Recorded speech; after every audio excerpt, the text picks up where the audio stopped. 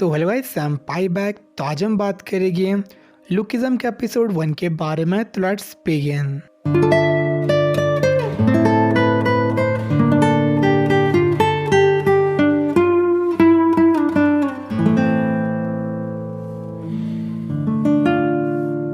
तो एपिसोड की शुरुआत होती है हमारे मेन कैरेक्टर पार्क क्विंग सुक से, जो एक डिफरेंट बॉडी में उठता है।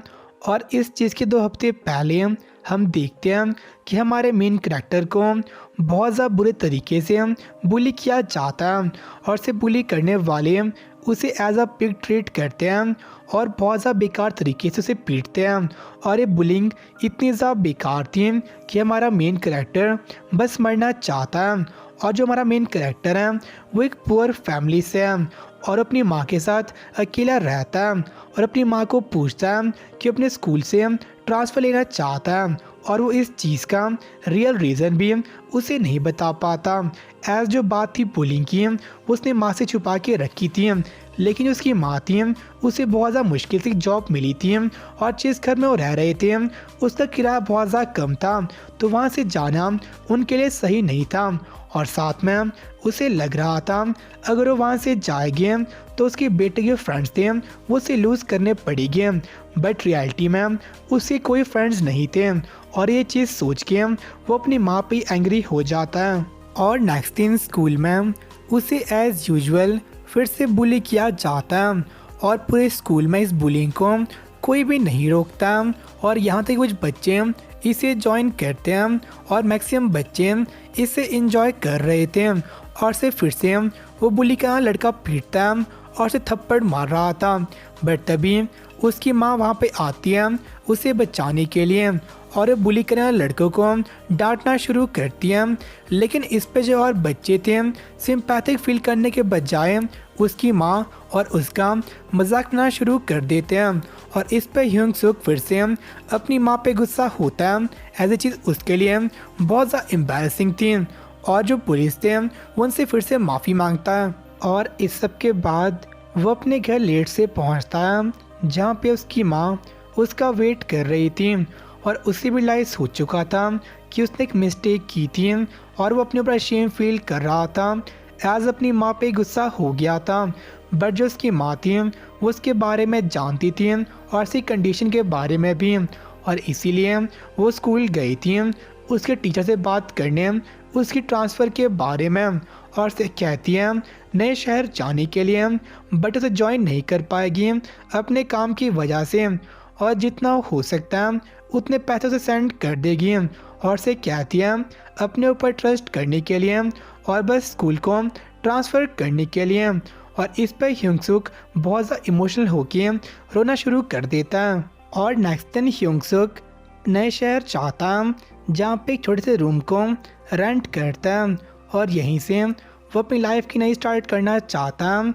और जो उसका नया शहर था वो बहुत ज़्यादा मॉडर्न था और वहाँ पे घूमते घूमते वो एक लड़की से टकरा जाता है और आउट ऑफ इंस्टिंक्ट वो उससे माफ़ी मांगता है। बट इस बार जो लड़की थी वो भी उससे माफ़ी मांगती है एज यहाँ पे गलती उस लड़की थी। और इस पे वो सरप्राइज था एज ये चीज़ उसके लिए एक न्यू एक्सपीरियंस थी। एज उसके ओल्ड स्कूल में चाहे गलती किसी की भी हो उसे माफ़ी मांगनी पड़ती है और यहाँ पे आके वो अपने आप को चेंज करना चाहता है और इसीलिए उसे ग्रेट करने के लिए वो स्माइल करता है। बट अच्छी लड़की को बहुत ज़्यादा क्रीप आउट कर लेती है और तभी उसका बॉयफ्रेंड या फिर फ्रेंड वहाँ पे आ जाता है और उसको इस तरह स्माइल करता देख के वो उस पर एंग्री हो जाता है। और जो अपना ह्यूंग सुक था वो अपनी लाइफ चेंज करने आया था, बट यहाँ भी वो लड़का उसे पंच कर देता है और वो लड़का उसे मर्सीलेसली पीटना शुरू करता है। और आसपास के लोग इस पे बस इधर रिकॉर्ड कर रहे थे और जो लड़की थी इसे रोकने का ट्राई करती है बट फेल हो जाती है और लास्ट में ह्यूंग सुक उसके हाथों से नॉकआउट हो जाता है। और अपने नए शहर के पहले दिन पे वो वहाँ बहुत ज़्यादा फेमस हो गया था बट बेकार रीज़न की वजह से। और जो इंटरनेट पे सभी लोग थे उसे पिटी करने के बजाय उसका ही मजाक बना रहे थे। एज वो कह रहे थे अगर उसकी जगह पे होते तो कभी अपना मुंह नहीं दिखाते और जो स्कूल था उसे अटेंड नहीं करते और जिस लाइफ को चेंज करने के लिए वहाँ पे आया था अब फिर से अपने ओल्ड टाइम में पहुँच चुका था।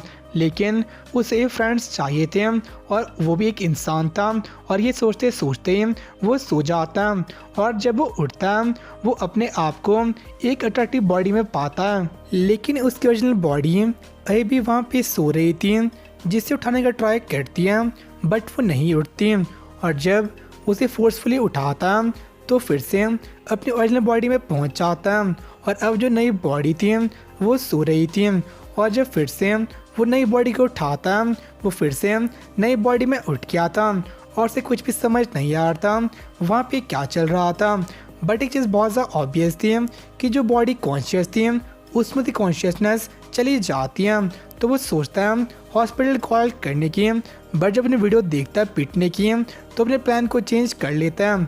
ऐसे लगता है कि उसकी नई बॉडी थी उससे अपने आप को चेंज कर सकता है और इसी नई बॉडी में वो नेक्स्ट दिन स्कूल जाता है जहाँ पे इंस्टेंटली वो बहुत ज़्यादा पॉपुलर हो जाता है और सी क्लास भी उसके इस लुक से बहुत ज़्यादा स्ट्रेंथ थी और हम देखते हैं जिस लड़की से टकराया था और साथ में जिस लड़के ने उसे पीटा था वो दोनों उसकी क्लास में थे और अपने आप को इंट्रोड्यूस करता है एज पार्क ह्योंग सुक और एपिसोड यहीं पे एंड हो जाता है। तो आज का एपिसोड काफ़ी सही था, स्पेशली इसकी एनिमेशन बीच में थोड़ी दिक्कत थी जहाँ पे इसकी स्पीच मूवमेंट से मैच नहीं होती हैं, बट इसको हम भुला सकते हैं और साथ में उसका इंट्रो है वो बहुत ज़्यादा सही है।